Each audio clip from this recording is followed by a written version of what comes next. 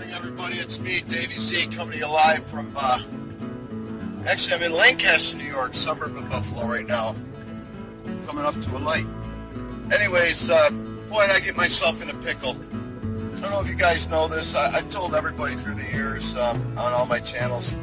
Back in the 80s, I worked for the Twister, Chubby Checker. Yeah, the real Chubby Checker, and yes, he is alive. He's only 78 years old. And yesterday, today, and tomorrow, he's got a 3-day engagement in the Avalon Ballroom in Niagara Falls Casino over in Canada, a couple miles from here. And, you know, every time he comes to Buffalo, we hook up. I go see him. You know, we either go in his room and hang out and shoot the shit, or, you know, reminisce about old times, whatever, you know.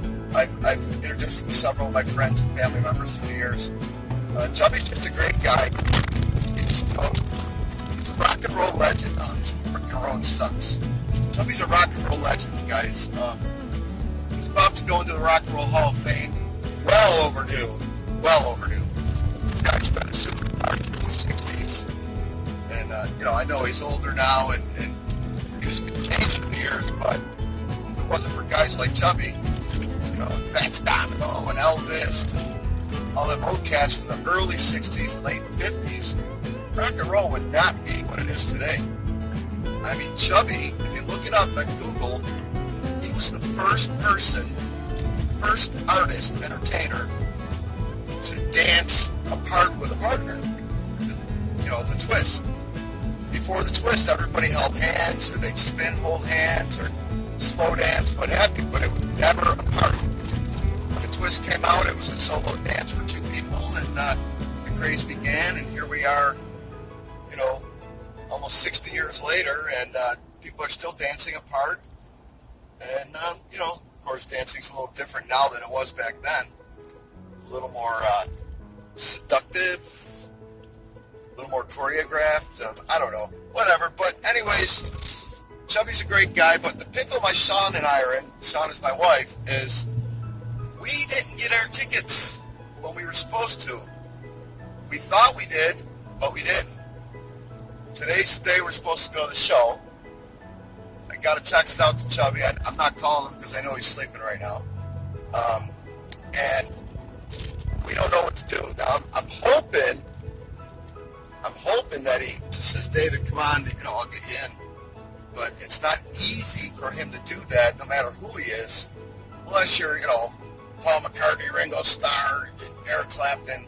You're not getting anybody in Canada. Canada's tough on that. You know, you got to buy the ticket. It's just the way it works. I don't think he really gets any free tickets for the Canadian venues. So, because I remember once we were in Toronto, and this is back in the 80s, and I couldn't get anybody, even, let alone Americans, Canadian people into the show. It's just some law they have, I guess. Unless people bullshit me, that's the law as I understand it. You know, bars are different. If you're playing a club, that's different, but you know, anybody can get anybody in at that point. But when you're playing a venue like the Fallsview Casino, you know, Avalon Ballroom Theater, wherever, it's different. But, so the pickle I'm in, like I said, we didn't get our tickets.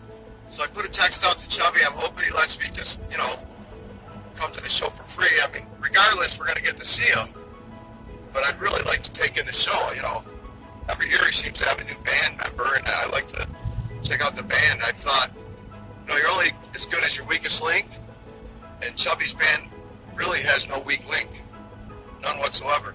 Maybe if a wire goes bad? I don't know. Chubby, if you're watching this, buddy, I'm talking all good about you. You know that, man. Anyways, and you know what? I met some good friends working with Chub. Some good musician buddies I made out of the deal.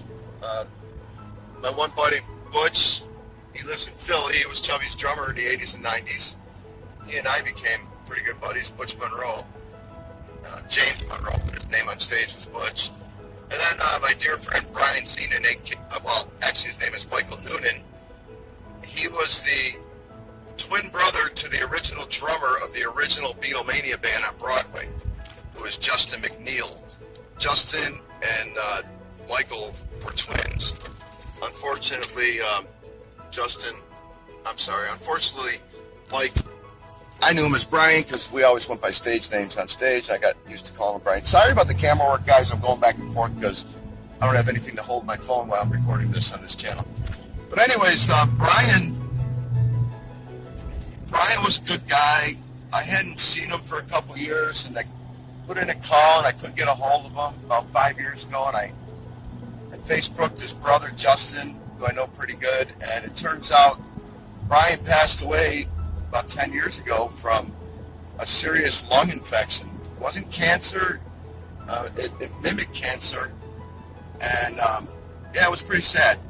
It was pretty sad. I felt bad when I heard that because I really liked the guy. He was a freaking unbelievable guitar player.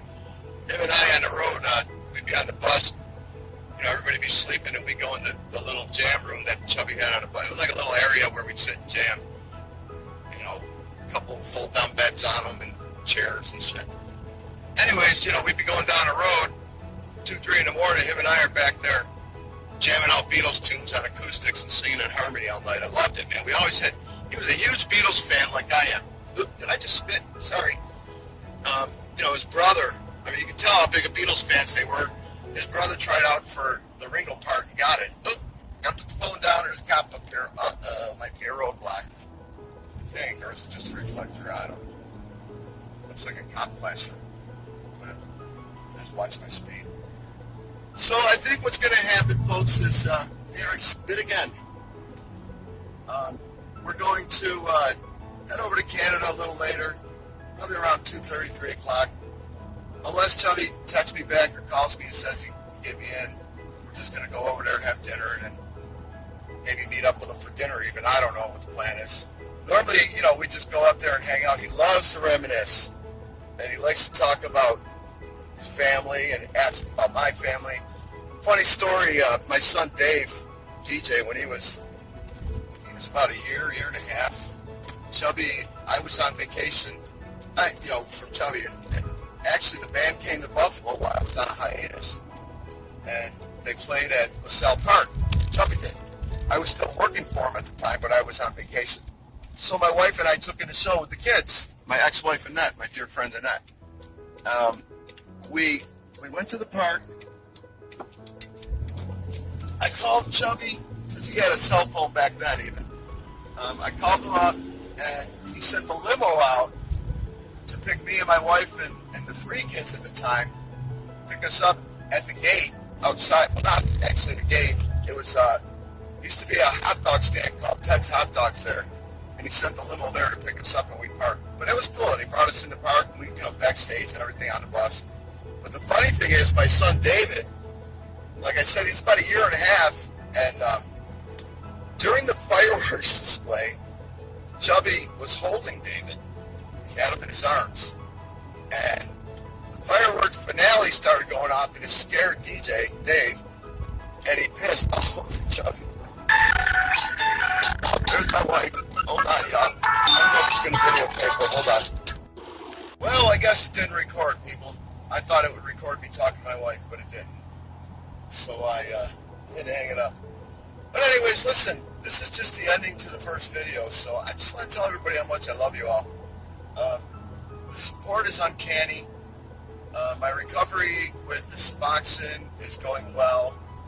I'm very close to being off of it. Roberta, if you see this, that's something I want to share with you. I don't care who knows. I had a problem with Loratabs due to an injury, prescription pain medicine, opiates, and I had to get on Suboxone to get off of it, and then I got off the Suboxone and they put me back on pain pills, and it happened again. So I don't call it a relapse, I call it a mistake. Some people call it a relapse, I call it a mistake. But I'm back on a little bit of Suboxone. Probably going to be about 6 months before I start weaning off. If I even wean off, I don't know. Diabetics got to take his insulin. You got high blood pressure, you got to take your medicine. If you got an addiction, you got to take your medicine. What are you going to do, And I didn't mean to have an addiction. But man, the fucking pain pills, stay away from them at all costs if you can, people. You don't need them. I had a doctor once tell me alternative therapy would be yoga, and I laughed at her. Here I am, 7 years later in recovery, and guess what? I'm going to be taking yoga at the VA soon because it helps. So, all right, people, I don't want to bore your day anymore. I love you all. Stay clean if you got a problem. Do the best you can. Keep fighting it. You'll be fine. Roberta, you got this, baby. I'm with you 100%. I'm right back on it, too. So if you ever need to talk to me, just, hook me up. Look me up, not hook me up. I'm a married man. Let me know how you're doing, Roberta. I'll keep in touch with you and let you know how I'm doing. But right now, all the sickness went away now that I upped my dose a little bit. I was only taking like 1 milligram, but I was bouncing. I couldn't keep it in me. So now I'm taking a little more, and it's leveled my sickness. I feel great. So I'm going to start over weaning. Take a little longer, I guess. But anyways, all right, guys, love you all. Peace, love, unity. Just say no to hate and racism. I'm Davey Z, and I am the hell out of here.